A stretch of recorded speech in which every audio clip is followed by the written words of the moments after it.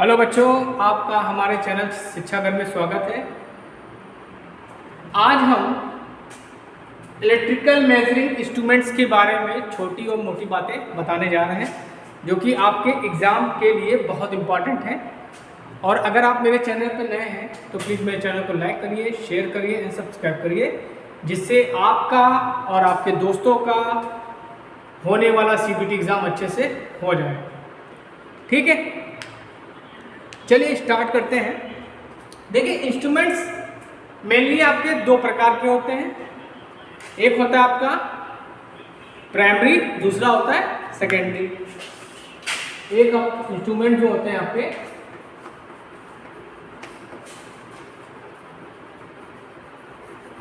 दो प्रकार के होते हैं।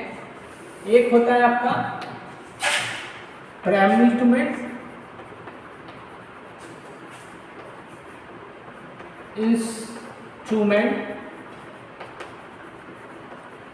और दूसरा आता है आपका सेकेंडरी इंस्ट्रूमेंट।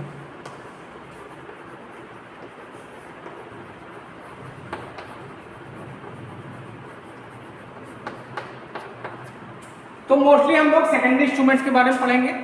प्राइमरी में क्या है, जैसे दूरी ये सब जो नापते हैं वो आपका प्राइमरी इंस्ट्रूमेंट्स में आता है।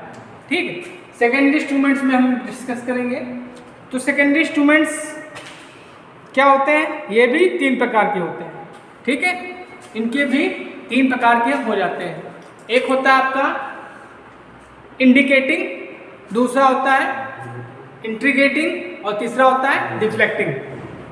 ठीक है, क्या होता है, सॉरी रिकॉर्डिंग होता है इंस्ट्रूमेंट। ठीक है, पहला आपका क्या हो गया, आपका इंडिकेटिंग, तो इसके तीन पार्ट हो गए। पहला हो गया आपका इंडिकेटिंग इंस्ट्रूमेंट्स।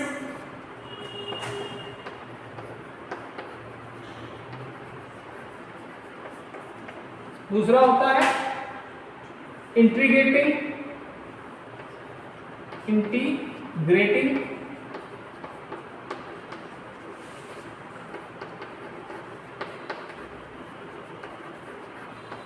और तीसरा होता है रिकॉर्डिंग।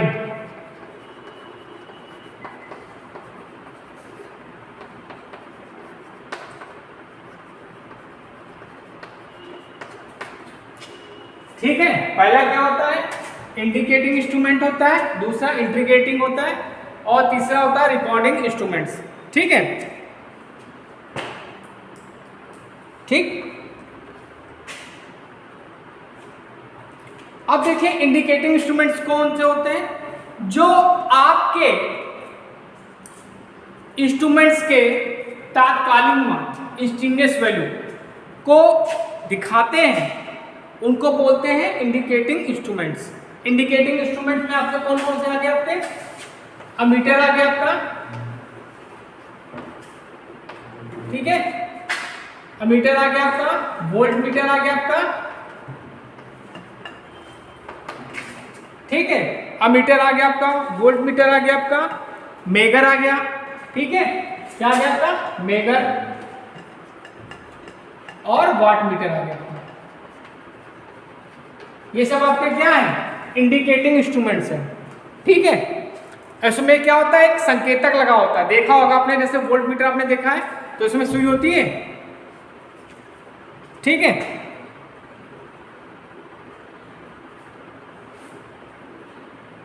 ठीक, ओके।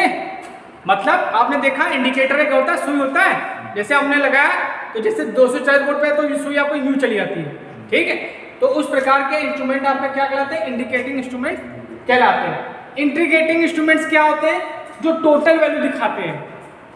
ठीक है, कोई भी राशि है उसकी टोटल वैल्यू जो दिखाते हैं वो आपके इंटीग्रेटिंग इंस्ट्रूमेंट्स कहलाते हैं। इसमें आपका आता है एनर्जी मीटर। क्या आता है आपका, एनर्जी मीटर आता है।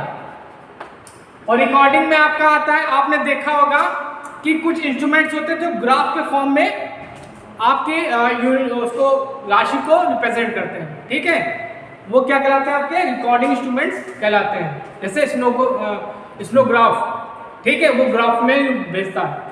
ठीक है, तो इनको लिखना आप लिख लीजिए, या फोटो खींचना, स्क्रीनशॉट लेना, ले लीजिए। आगे मैं बताता हूँ आपको क्या होता है।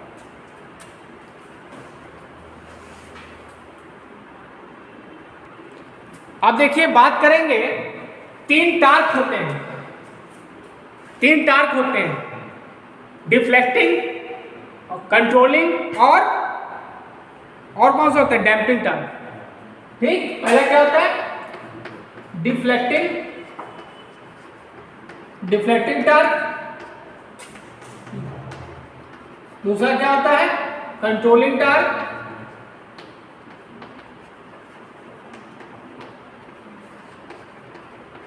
और तीसरा क्या होता है, डैम्पिंग टार्क।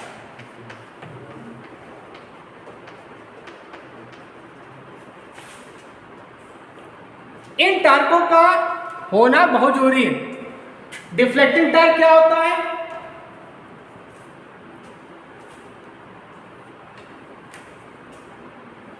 जैसे मान लीजिए, सपोज डेट समझ लो, मोटा मोटा मैं बता दे रहा हूं।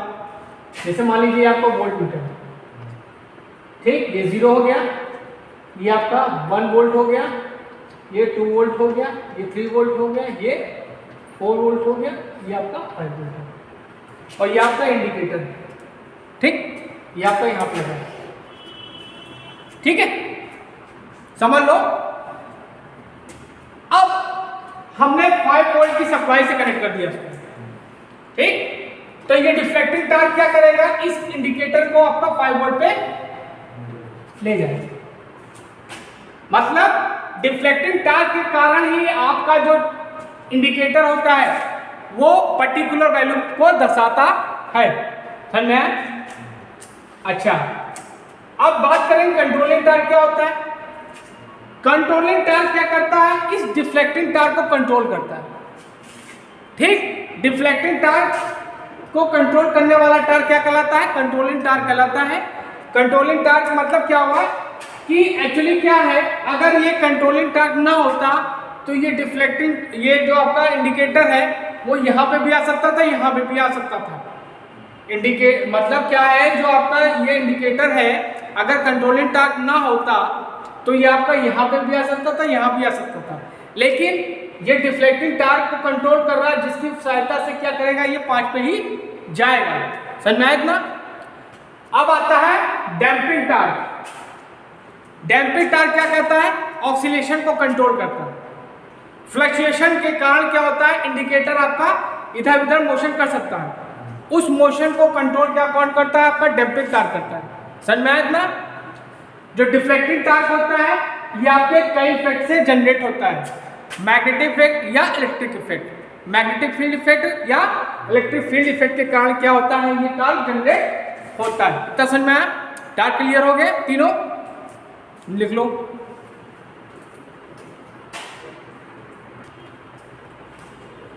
अब हम बच्चों तुमको कुछ इंस्ट्रूमेंट्स के बारे में बताने जा रहे हैं, जो कि उसमें से क्वेश्चंस आपके बनते हैं। पहला है आपका मूविंग कॉइल इंस्ट्रूमेंट्स। क्या है आपका, moving coil instrument. Moving coil instruments, इसमें क्या होता है, कॉइल घूमती है। कॉइल तो जानते हो ना, देखे हो, सर ने बताया होगा तुमको लैब में। कॉइल्स में क्या होती है, घूमती है। इसमें कॉइल क्या करेगी, घूमेगी। अब ये क्या करती है, विद्युत चुंबकीय प्रेरण पे कार्य करता है। किस पे करता है, विद्युत चुंबकीय प्रेरण पे। विद्युत चुंबकीय प्रेरण पर कार्य करता है।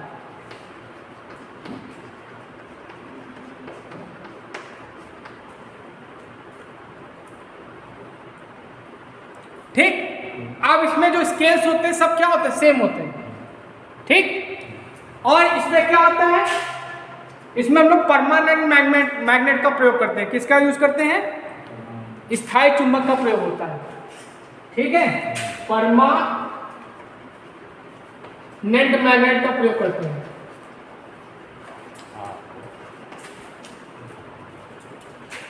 का प्रयोग करते हैं।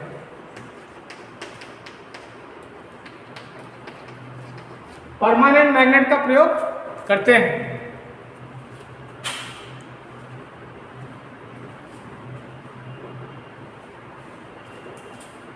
अब देखो ये क्या होते हैं, दूसरे मीटरों की तुलना में महंगे होते हैं। क्या होते हैं? कॉस्टली होते हैं। क्या होते हैं? कॉस्टली होते हैं। ठीक है।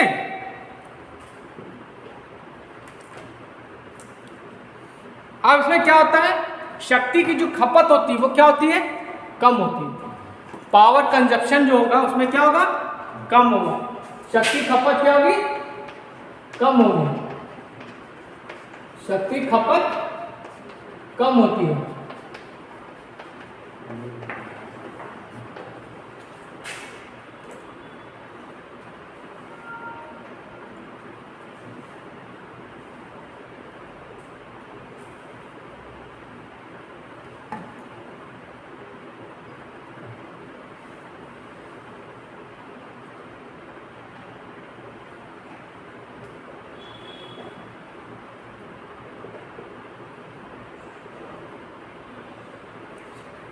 देखो अब जो मूविंग कॉइल इंस्ट्रूमेंट्स होंगे वो सिर्फ डीसी पे काम करते हैं। इस पे किस पे काम करेगा? सिर्फ डीसी पे। और जो डायग्नोमीटर टाइप के होते हैं, ठीक है, वो दोनों पे काम करते हैं। डायग्नोमीटर जो होते हैं वो किस पे होते हैं? डायग्नोमीटर। डायग्नो सुना है? डायनेमो मीटर टाइप जो होते हैं मूविंग इंस्ट्रूमेंट, ठीक है, वो डीसी और एसी दोनों पे काम करते हैं। डीसी और एसी दोनों पे काम करते हैं। और जो आपका मूविंग कॉइल इंस्ट्रूमेंट्स होगा सिर्फ वो क्या होगा? सिर्फ डीसी पे काम करेगा। और ये किस पे करेगा? डायनेमो मूविंग कॉइल इंस्ट्रूमेंट, ये आपका एसी और डीसी दोनों पे काम करता है। लिख लो इसको।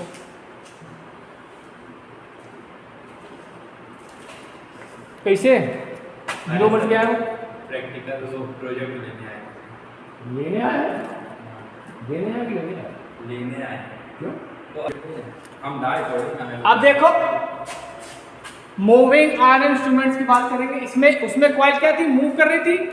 इसमें कॉइल क्या करेगी? फिक्स रहेगी। इसमें कॉइल मोशन नहीं करेगी। ये क्या करता है? एसी और डीसी दोनों को नापता है। एसी और डीसी दोनों को मेजर करेगा। ये दोनों को मेजर करेगा। एसी और डीसी दोनों को मेजर करेगा। इसमें क्या होता है? विद्युत चुंबक का प्रयोग होता है। विद्युत चुंबक समझो। विद्युत चुंबक मतलब विद्युत चुंबक समझो ना, इलेक्ट्रिसिटी पे जो चुंबक बनाए थे, इसमें विद्युत चुंबक यूज होता है। विद्युत चुंबक, इसमें क्या होगा? विद्युत चुंबक का प्रयोग होता है। ठीक, इतना है। अब उसके बाद तुमको हम बताते हैं गैल्वेनोमीटर क्या होता है, अमीटर क्या होता है, वोल्ट मीटर क्या होता है, मैगर क्या होता है, इन सब का कहाँ प्रयोग करते हैं, ये सब तुमको हम शॉर्ट फॉर्म में बता दे रहे हैं जिससे तुम लोग समझ लो।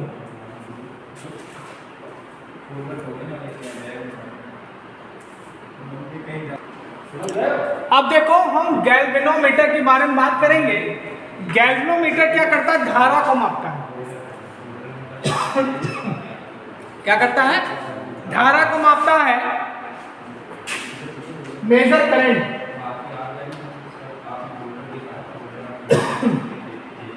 ठीक, और जिसकी वैल्यू क्या होती है? बहुत कम होती है। ठीक है, लगभग कितनी होती है? 10⁻⁻⁶। ठीक, जैसे आपको बीज स्ट्रोम बीज पढ़ाया था उसमें, तो उसमें क्या होता है? गैल्वेनोमीटर भी यूज करते हैं। गैल्वेनोमीटर बता देगा कि करंट को सेंस कर देगा, जिसमें करंट फ्लो हो रही है कि नहीं हो रही है। ठीक है, तो ये क्या करता है? धारा को मेजर करता है, जिसकी वैल्यू क्या होती है? बहुत कम होती है, लगभग 10⁻⁻⁶ होती है। ठीक है, इसको रिप्रेजेंट किससे करते हैं? इसको जी से रिप्रेजेंट करते हैं। किससे? कैपिटल जी से इसको रिप्रेजेंट करते हैं गैल्वेनोमीटर। ठीक है, अब इसका प्रयोग क्या करेंगे? सर्किट में हम लोग वोल्टेज और करंट को पता लगाने के लिए इसका प्रयोग हम लोग करते हैं। ठीक है, ये हो गया आपका गैल्वेनोमीटर। ठीक, क्या हो गया आपका ये गैल्वेनोमीटर। अब आते हैं हम लोग अमीटर पे। अमीटर क्या करेगा, ये भी करंट को मेजर करेगा, ये भी करंट को मेजर करेगा, लेकिन इसमें ये नहीं है कि आप लो रेटिंग की करंट यूज करेंगे। ठीक, ये करंट को मेजर करेगा। ठीक, करंट को मेजर करता है, करंट मेजर, करंट को मेजर करेगा। ठीक है, अब ये क्या होता है, सर्किट के किसमें जुड़ा होता है, चलो खड़े हो बताओ। जो अमीटर यूज करते हैं उसको सर्किट के किसमें, सीरीज में लगाते हैं, पैरेलल में लगाते हैं, तुम बताओ। पढ़ता नहीं सही से, सीरीज में लगाते हैं, किसमें लगाते हैं, सीरीज में। ठीक है, जैसे मान लीजिए आपका कोई सर्किट है, उसको हम लोग क्या करेंगे, हमेशा सीरीज में लगाएंगे। ठीक है, और वोल्ट मीटर को पैरेलल में लगाएंगे, हमेशा याद रखना।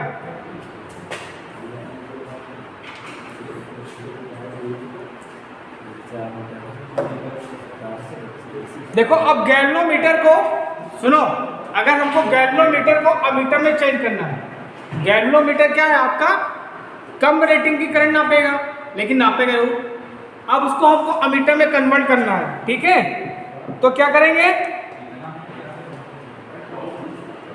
क्या करेंगे, इसके पैरेलल में एक हम रेजिस्टेंस कम, जैसे मान लीजिए आपका गैल्वेनोमीटर है,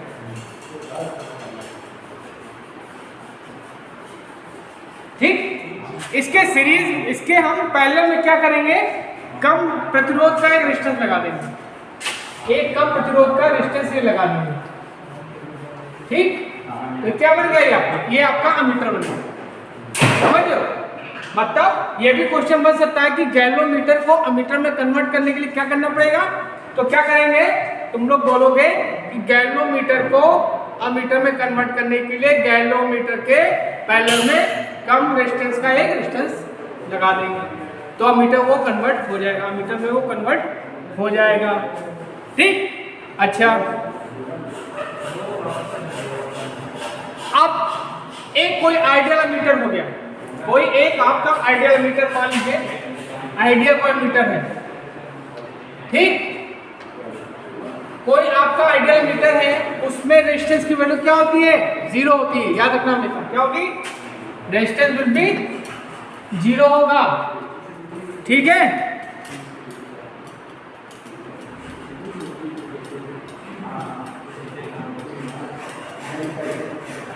और हमने तुमको बता दिया अमीटर क्या है, एक सेकेंडरी इंस्ट्रूमेंट्स है। कौन सा, इंडिकेटिंग टाइप्स, बताया ना, इंडिकेटिंग टाइप्स, इतना तो क्लियर है ना। ठीक है,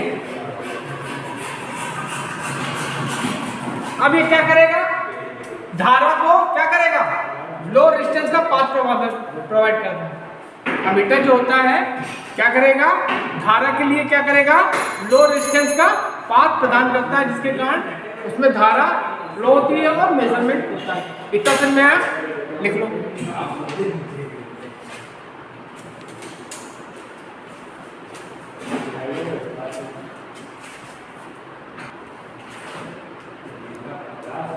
अब देखो हम लोग वोल्ट मीटर के बारे में बात करें। वोल्ट मीटर क्या करेगा, वोल्टेज को मेजर करता है, ये पता है आप लोग को। किससे रिप्रेजेंट करते हैं, V से। और सर्किट के पैरेलल में क्या करते हैं, लगाते हैं, क्योंकि वोल्टेज का वैल्यू पैरेलल में क्या होता है, सेम रहता है। समझ में है।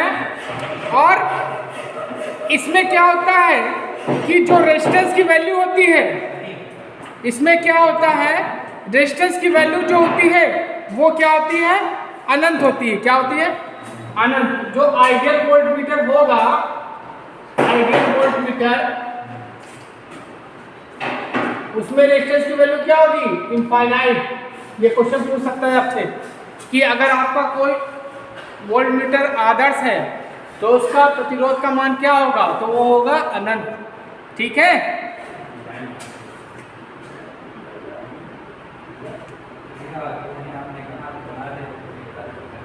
चलो अब हम देखते हैं वाट मीटर।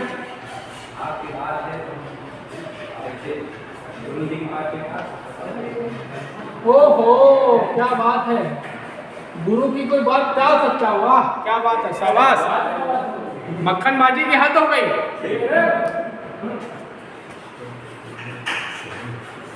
अब देखो वाट मीटर है, वाट किसकी यूनिट होती है, वाट किसकी यूनिट होती है, आवेश की यूनिट, किसकी यूनिट होती है, शक्ति की, पावर की। ठीक, तो क्या है, वाट मीटर कहाँ यूज करेंगे, पावर को मेजर करने के लिए, पावर को मेजर करने के लिए, पावर को मेजर करने के लिए हम लोग वाट मीटर का प्रयोग करते हैं, पावर को मेजर करने के लिए हम लोग वाट मीटर का प्रयोग करते हैं। ठीक,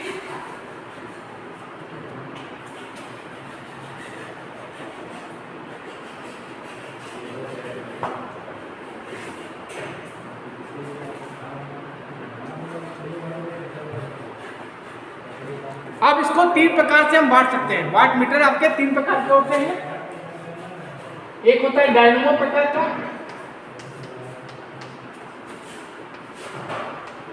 दूसरा होता है इंडक्शन टाइप,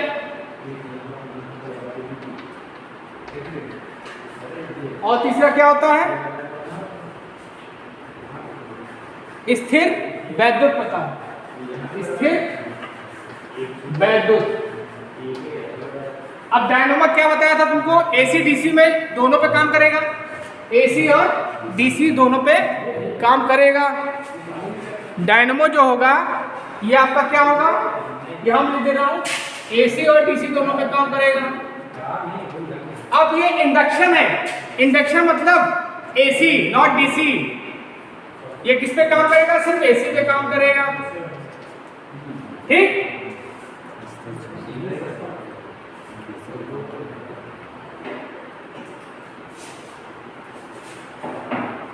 लिख लो इतना, बस इतना ही, इसमें और क्या है, लिखो।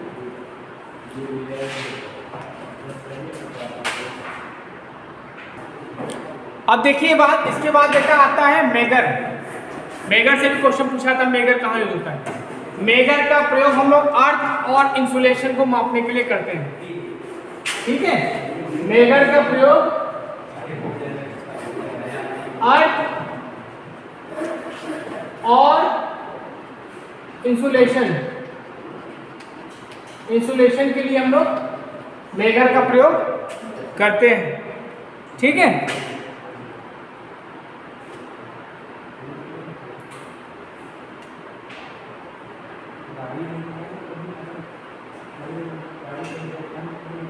इससे क्या क्या होता है, पोलैरिटी टेस्ट नापते हैं, क्या नापते हैं, पोलैरिटी टेस्ट, पोलैरिटी टेस्ट हो गया।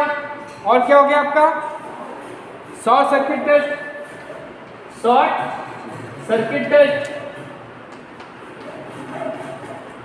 और आपका क्या हो गया, अर्थ टेस्ट, अर्थ टेस्ट। ये सब टेस्ट जो है आपके किससे, मेगर से मापे जाते हैं। ठीक, और मेगर में क्या होता है,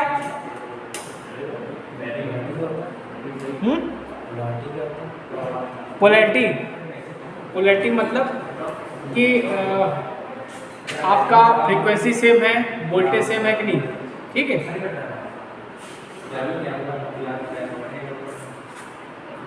मल्टीमीटर तुम्हारे सर बताए होंगे क्या होता है, मल्टीमीटर सब देखे होंगे। अब उसके बाद आते हैं हम फ्रीक्वेंसी मीटर। फ्रीक्वेंसी मीटर क्या होगा, फ्रीक्वेंसी नापोगे। ठीक, अब उसके बाद आता है कैथोड रे ऑक्सीलोस्कोप, CRO। क्या होता है, CRO। ठीक, CRO से भी क्वेश्चन आपके आते हैं।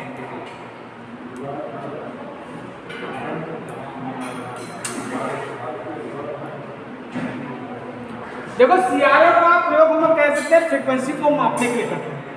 CRO का मोटा मोटा काम क्या है, फ्रीक्वेंसी को मापता है। ठीक है, आप याद रखिएगा, ये क्या करेगा, फ्रीक्वेंसी को मापेगा। ठीक है, अब इसका प्रयोग कहाँ होता है, 1 गीगाहर्ट्ज तक। ये जो आपका CRO है, कैथोड रे ऑक्सीलोस्कोप, इसका 1 गीगाहर्ट्ज तक की फ्रीक्वेंसी नापते हैं इससे। सीआरओ से क्या करेंगे, 1 गीगाहर्ट्ज तक की फ्रीक्वेंसी को मापते हैं। फ्रीक्वेंसी कई वैल्यू हो सकती है, लेकिन मैक्सिमम वैल्यू 1 गीगाहर्ट्ज तक इसको नाप सकते हैं। ठीक है, तो मेजर और सीआरओ का लिख लो, बहुत इंपॉर्टेंट है, क्योंकि इनमें से क्वेश्चन बनते हैं। बोलेगा सीआरओ का कहाँ प्रयोग करेंगे। ठीक है, इससे हम लोग पावर भी नाप सकते हैं, सीआरओ से पावर भी नाप सकते हैं, लेकिन किस फॉर्म में, वोल्टेज और करंट के फॉर्म में मापेंगे। ठीक है, डायरेक्ट फॉर्म में नहीं हम मापते हैं इसमें। ठीक है, लिख लो इसको।